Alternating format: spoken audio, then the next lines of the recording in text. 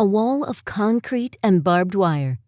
A wall that divided families, cut cities in half, and symbolized an entire era of fear.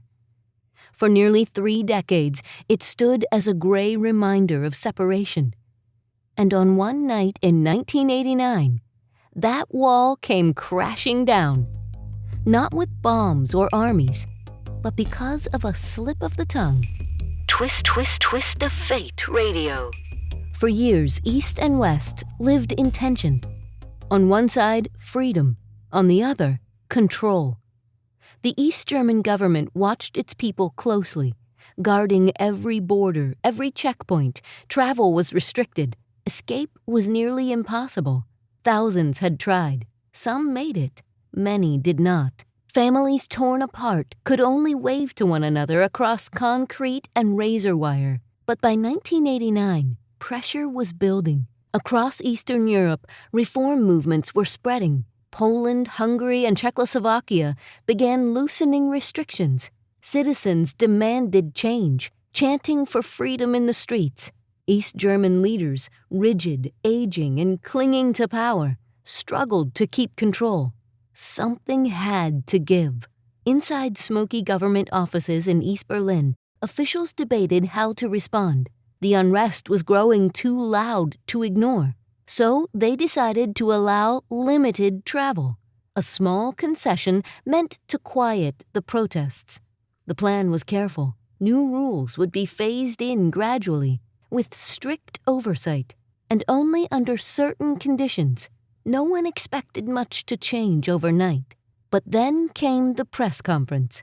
On November 9, 1989, government spokesman Günter Schabowski faced a room full of reporters. Papers rustled as he scanned his notes. The rules had been updated, he explained. Citizens could apply for permission to travel abroad more easily now. It was meant to sound cautious, controlled. But then came the fateful question. When do these changes take effect? A journalist asked. Schabowski hesitated. He shuffled the papers again. He wasn't fully briefed, and the details were murky. But instead of clarifying, he muttered words that would change the world. As far as I know, effective immediately. The room fell silent, then erupted. The message spread like wildfire. East Berliners heard the news on the radio, on television, whispered through the streets. The border was open, effective immediately. Crowds surged toward the wall. Families, friends, neighbors, all desperate to see if it was true. At first, the border guards didn't know what to do. Their orders hadn't changed. The wall was still standing, and yet here were thousands of people demanding to pass. Confusion mounted. The soldiers radioed their superiors, but no one gave a clear command. No one wanted to fire on their own people. The chants grew louder. Open the gate! Finally, faced with overwhelming crowds, the guards stepped aside.